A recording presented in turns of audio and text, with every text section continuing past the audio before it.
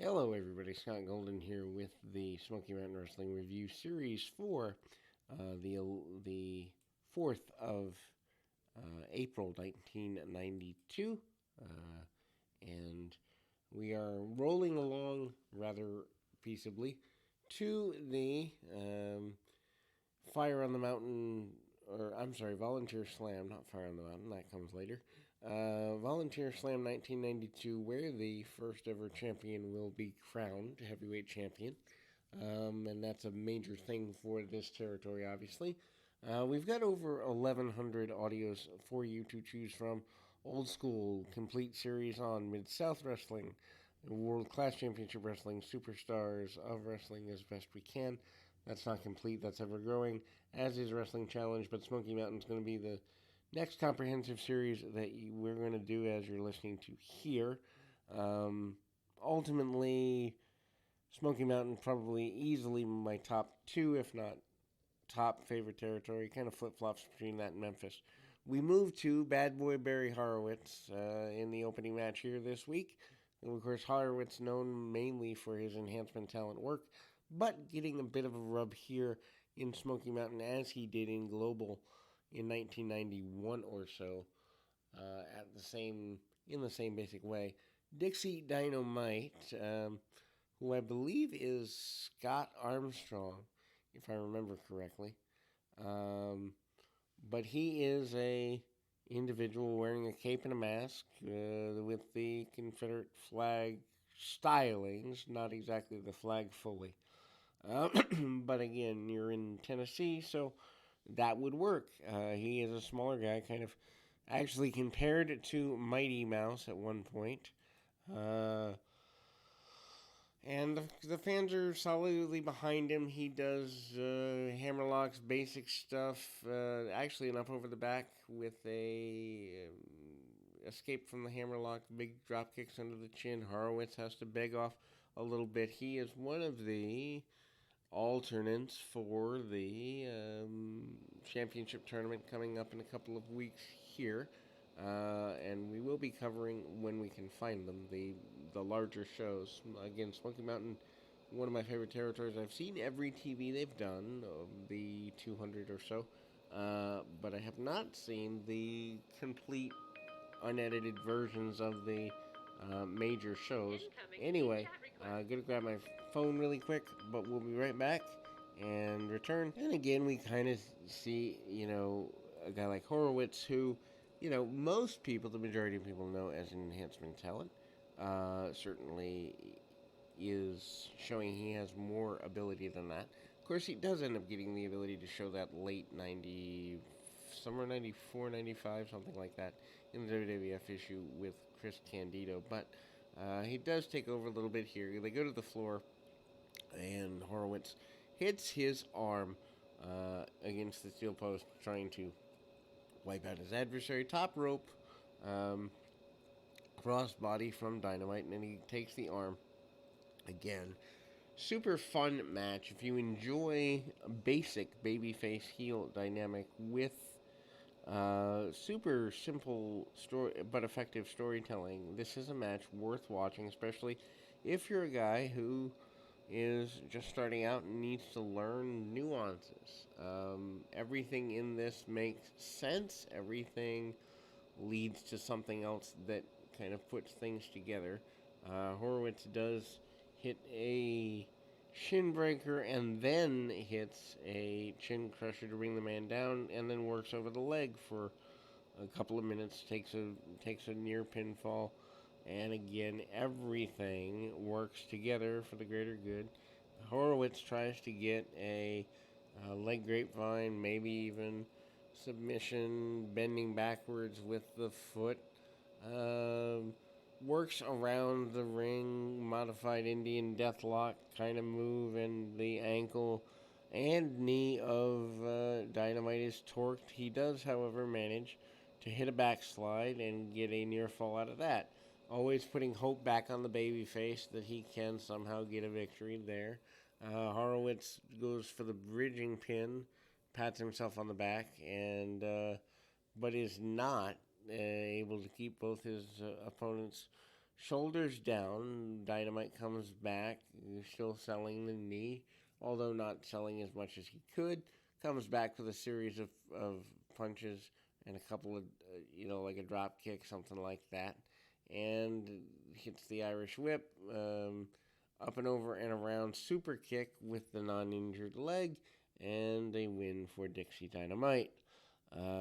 Super fun little match and worth checking out if, like I said, you're looking for that beginner to intermediate psychology, especially of a Southern style match. But anyway, uh, J- TJ Travis is the opponent here next, or the match here next, facing off against. I think it's. Let me see here, as my notes are a little off.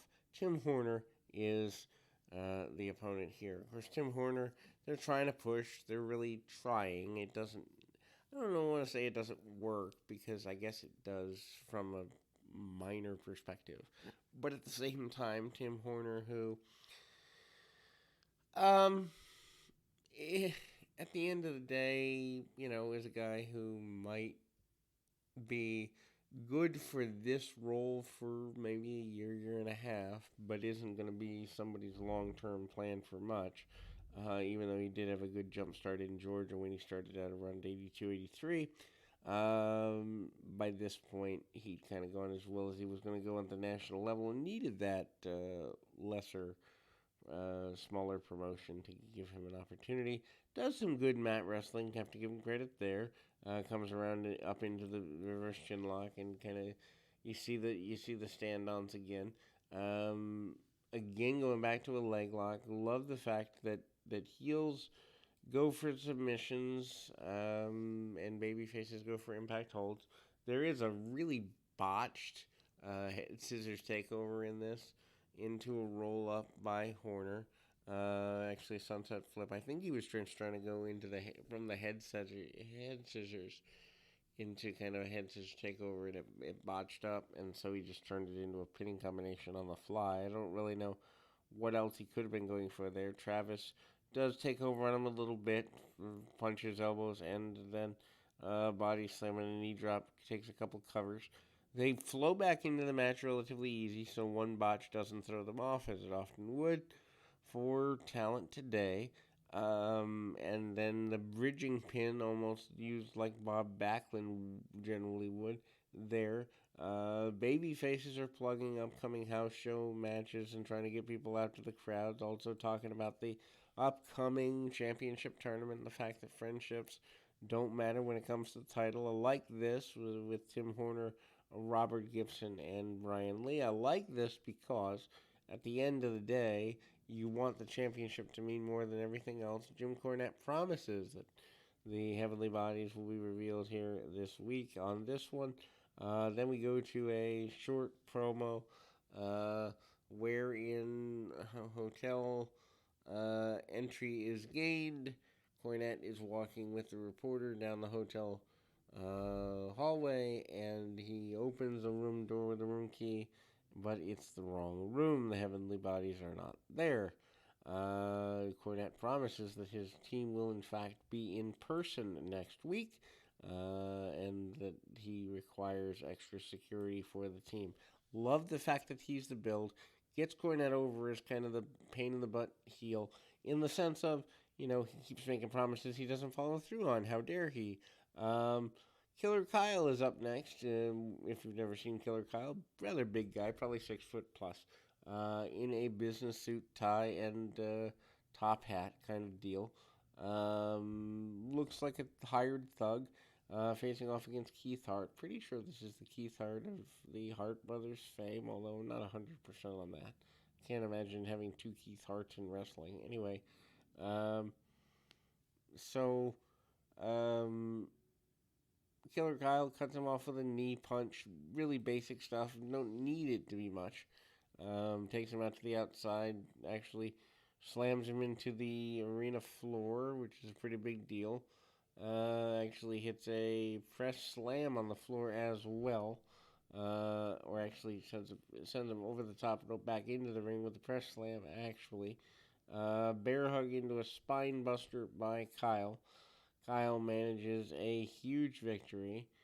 A few hope spots, including a crossbody attempt from Keith Hart here. Doesn't get what he wants on it, and that bear hug spinebuster is the end result of the attempted crossbody. Killer Kyle gets a victory here. There is a promo attempt with him. That doesn't go anywhere because he refuses to speak. Paul Orndorff up next with a mini promo. I say mini promo because it's only about 30 to 60 seconds. He still complains about the barring of the pile driver. The pile driver is an illegal move and banned in Smoky Mountain, according to Commissioner Bob Armstrong. They run through the rules. Again, a couple of rules for automatic disqualification and the like. And then there is a guy doing an enhancement match for Dirty White Boy Tony Anthony. His name is Paul Miller. Super simple match, nothing to write home about, but it continues to get White Boy on the TV screen and get him over as a talent. Ron Wright still with Dirty White Boy Tony Anthony here. White Boy choking his man out. White Boy gives the enhancement talent some, match capability, but at the same time, the majority of it is just clotheslines, punch, kick, real basic stuff. Actually, modified choke slam gets the victory for Dirty White Boy, as would be expected. And then they go to an interview. Ron Wright talks about how the people in Tennessee are selfish. Basically talks about how Dirty White Boy is going to do right by him and bring the championship home to the area, and that the people are selfish because they won't donate to his cause to get surgery.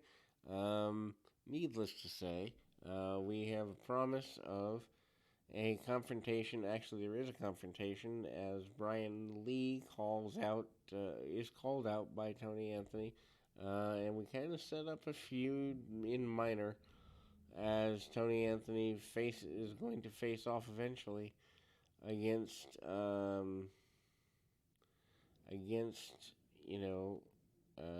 Dirty White Boy. However, the wild card match, which is promised next, is cut off from the feed that I have. So unfortunately, I do not have the final 10 or 15 minutes of the program.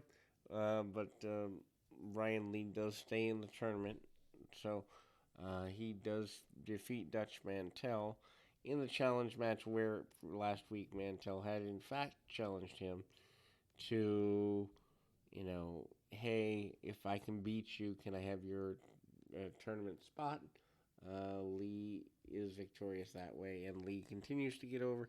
Anyway, we'll be back with more right after this.